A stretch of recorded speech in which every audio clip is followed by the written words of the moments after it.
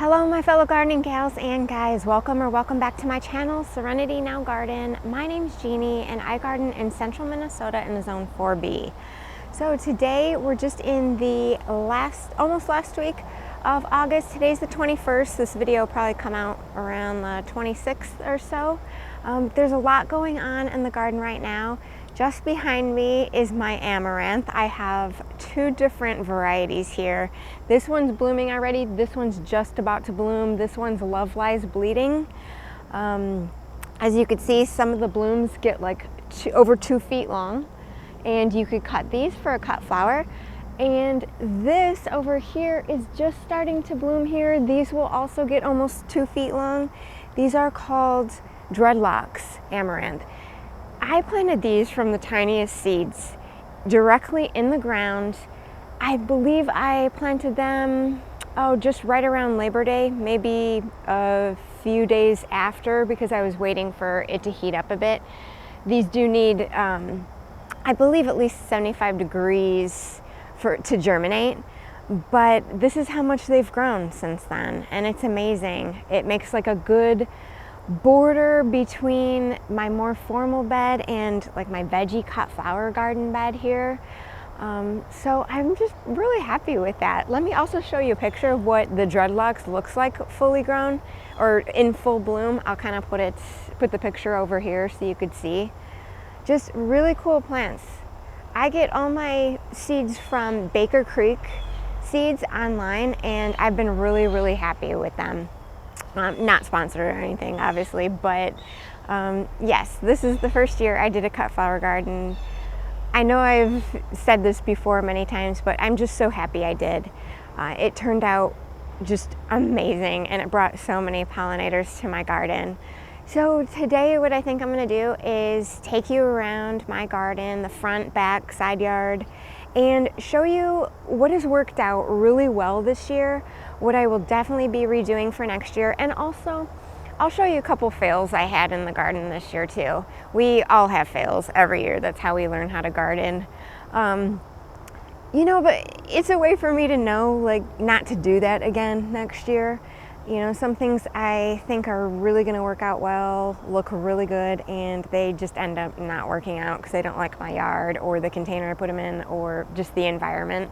So I'll save that till the later part of the video, and I'll show you about 3 or 4 things that I won't be doing again, and maybe I could save you from making the same mistake. Okay, you guys, so without further ado, I'm going to go ahead and take you around. Happy gardening, and we'll see you next week. Take care. Okay, welcome to my garden. We have come so far in just over a year. Almost all of this is new. I either planted it last gardening season or this gardening season. I'm going to insert a picture of what this area looked like last May, 2022. As you could see, there's trees down. We had to get that stump ground out.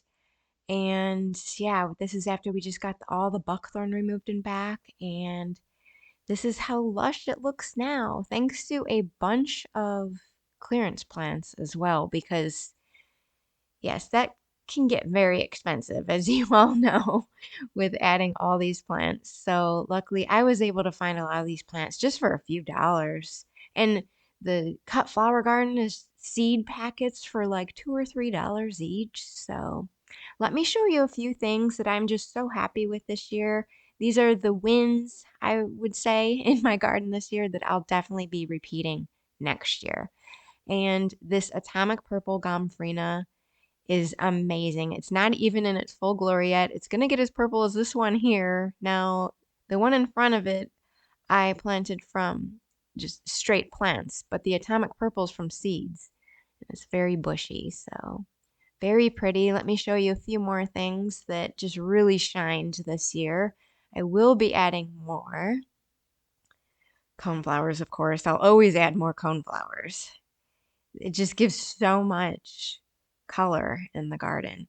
But these plants here, the Agastache Blue Fortune in front, and then the Meadow Blazing Star Liatris are just amazing in my garden right now. This Agastache attracts so many bumblebees. It's very pretty, very tough. nothing eats it, nothing bothers it, and this liatris really attracts the monarchs. So if you want monarchs in your garden, plant one of these. I will definitely be adding more. Just behind it, I'm going to take you back there. Joe Pieweed. Oh my gosh, this is the Gateway Joe Pieweed. I love it.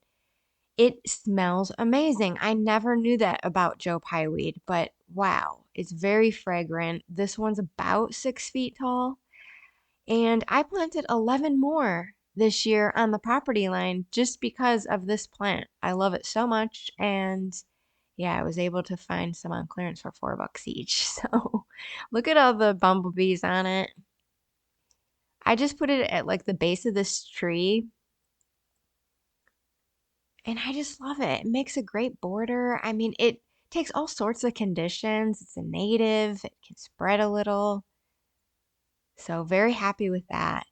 Now, this is another plant that I will be reseeding in my garden next year for the cut flower garden. This is Love Lies Bleeding Amaranth. I talked about this in the beginning of the video. Very pretty.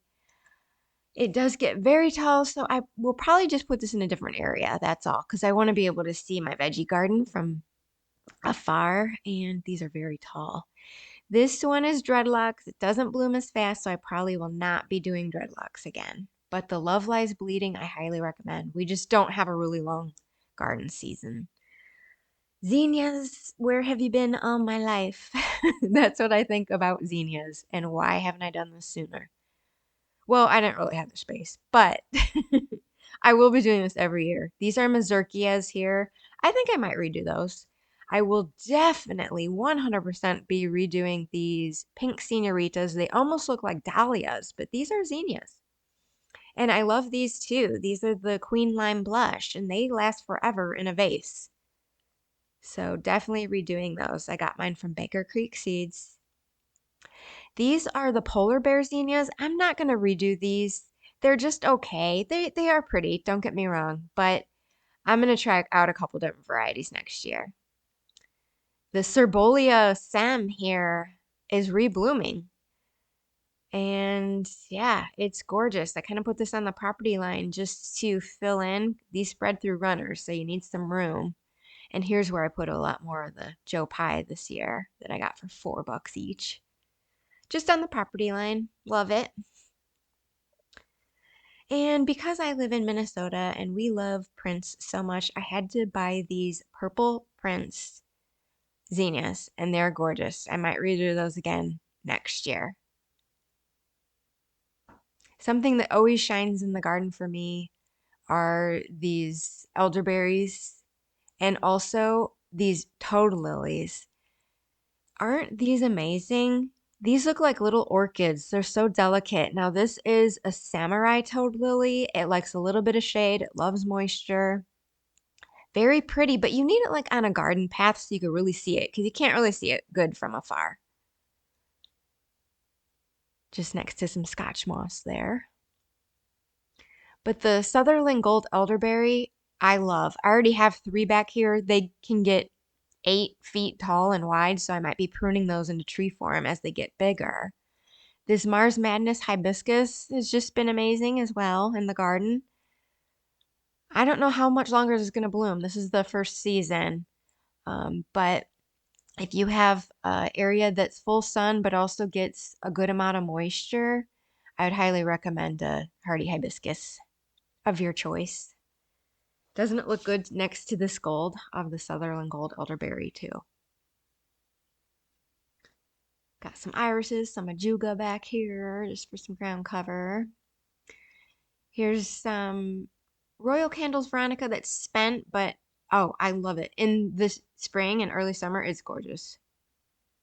And I'm just I didn't cut it back. I'm just kind of gardened out at this point of the year. All the garden chores, and I just didn't get around to it. I'm sure everybody kind of feels like that sometimes. It's a lot to take care of here. So that's how it goes. Another look at the cone flowers here. Now, here's a plant I'll definitely be replanting. It's Artemisia brocade. It's the white plant in front here. It's really just been, it's not a fussy plant at all. It's been gorgeous, and you could see it from really far, and I think it looks really good next to this coreopsis. I'm not a huge fan of yellow coreopsis, but I love this pink. It looks great next to these sunseeker cone flowers that gets like really full blooms on it. And yeah, I got a My Monet Weigelia just next to it, but yeah, those cone flowers are just drop dead gorgeous. Love it. And the Weigelia, I just love the blush color it gets on the ends. And it's got a little bloom in there. Got that for like $5, I think, on clearance. So let's go to the other side of my garden path here. I kind of showed more of this last week and the week before. Let me just touch on a few highlights as we walk past. If you're looking for a plant that attracts the pollinators, this calamintha is amazing. It's nice to have some of these like diffuse bloom type plants next to maybe like a showstopper. Like every plant in the garden can't be a showstopper, but it's nice to have this. It kind of like makes the area breathe a bit, I feel. I might pop a couple more of those in. These caladiums are my favorite. These are proven winners. I believe this is like lemon blush. The gold around it, just gorgeous. There's another variety there. Can't think of it off the top of my head. But I might redo those back here too because it's very eye-catching from afar as well. This is a orange marmalade hosta. Love that.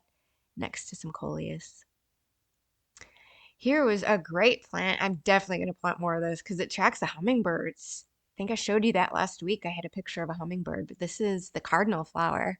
So it takes some shade and moisture.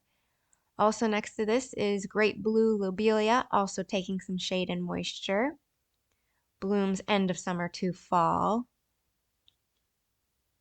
Here's some astilbe. Now I won't be planting any more astilbe. It looks good. Some of them get a little dried out. This is kind of what it looks like after it blooms, but astilbe just don't bloom that long in my garden. I might only get maybe like 2 weeks out of it, but they are pretty. More coneflowers in the middle there. That is a Firelight Hydrangea just planted, so it's first year.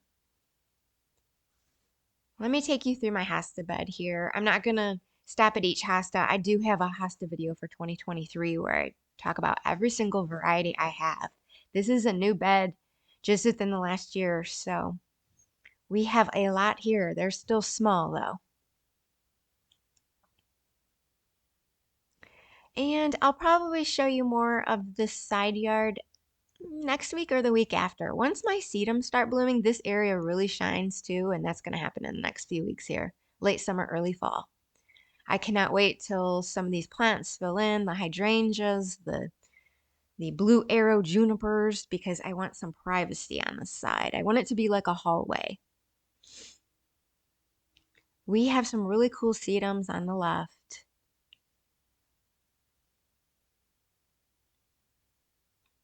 In fact, these sedums are going to bloom soon. And look at, these are Himalayan sky sedums. Next to the gold is Scotch moss.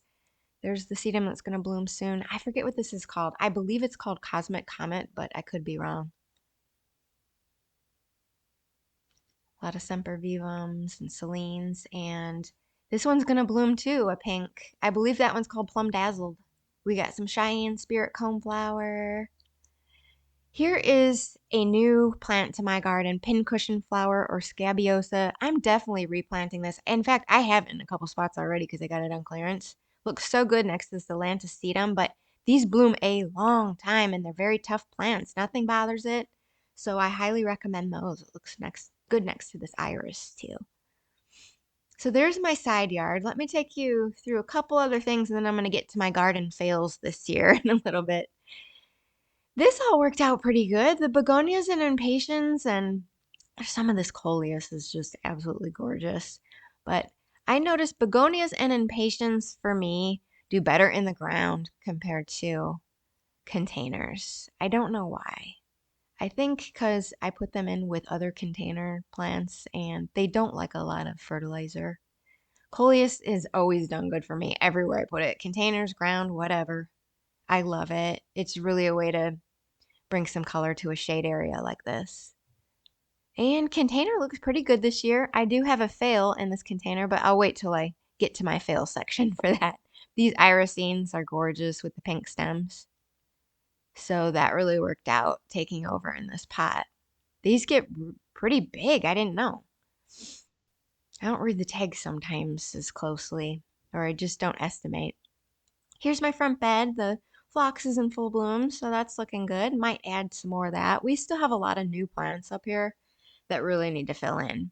But of course, I have to show you my Millennium Allium when they're in bloom because they're my faves. Full of pollinators. These are so eye-catching. I love like pulling in my driveway and seeing these. Such an easy plant too. Highly recommend. Got some lambs here in front of that. I will be changing out some of the silver mound Artemisia here that looks a bit leggy with, I think, some lamb's ear or some Artemisia brocade that was in the back because these they're not long-lived perennials for me. They're starting to die off and they heave sometimes from the frost and thaw cycle. They're eye-catching, but okay, here are my garden fails. I don't know about you, I'm just kind of sick of petunias. I know that this basket doesn't look horrible, but it was very high maintenance. These aren't super petunias. I had to deadhead these, and it just looks okay. I'm going to show you a picture of the basket I had last year. These are calibrachoas, and I barely had to do anything with these. Now, I still fertilized both sides the same, but I couldn't find the calibrachoas this year. Okay, another fail. I don't know if you guys were wondering whatever happened to my banana plant, but I really just haven't shown up because it hasn't looked great. Partially my own fault. Like the sweet potato vines and the petunias down here are okay, but this container got a little bit waterlogged. I think that it got plugged up a bit. So it got a little brown around the edges. Then the wind just whips through here and just tears this plant apart. So I thought this was going to be amazing this year, but I won't be doing that again next year. Another one too I thought would be amazing is the Senecio angel wings, this white plant here, but the grasshoppers got on it and really just, like there's holes all over it. And unfortunately, my own fault also, it did get a bit overwatered. But I just don't know where to put this plant. Like it doesn't really necessarily look great next to anything. I thought it would in my head, but I learned. And although this pot looks great right now, in the beginning, I did try to put one of those tropical sun patients in. You see there in the back right corner, and it did not make it. I think the same thing I was saying before. From now on, I'm not putting impatiens in containers because the other plants in the container seem to like fertilizer more. I think that is the reason, at least. And a fail back here was, this looks good. The coleus, the caladiums, the irisine, but the thriller was supposed to be this king tut grass papyrus. It was supposed to get at least 6 feet tall, and it just fizzled out. And this I'm blaming on myself because I tried to push a full sun plant in a shady location, and that's what happens. I was hoping that it would pull fruit through and get a little bit of sun, but I learned my lesson. No more full sun up here. And last but not least, this is the saddest of all my fails. So these are common lilacs, and I planted these when they were just a foot tall 5 years ago, single stem. They're really filling out nice. But in our area, starting in 2020, because it started to turn so humid, we are getting this fungus here that I listed down at the bottom corner. As far as the University of Minnesota says, you would have to get these tested to know for sure. But yeah, these get leaf curl, leaf spot, leaf curl, and then the leaves drop prematurely every August. So unfortunately, I guess it doesn't kill the plant, and it still buds the next year. This could kill the plant in the long run. But yeah, unfortunately, in 2020, it was on the Nextdoor app that everybody thought their lilacs were dying, and now it's happening every year. It's just starting on this plant here, And you could see it. It's on every single plant, and these will drop their leaves. You have to clean these up really good, and you could use some fungicide if you want. All right, you guys, so I'm going to show you one more plant here. This is the beautiful showy mountain ash. This is a tree that I planted last year, and I will leave you on that note. I will see you guys next week. Happy gardening and take care.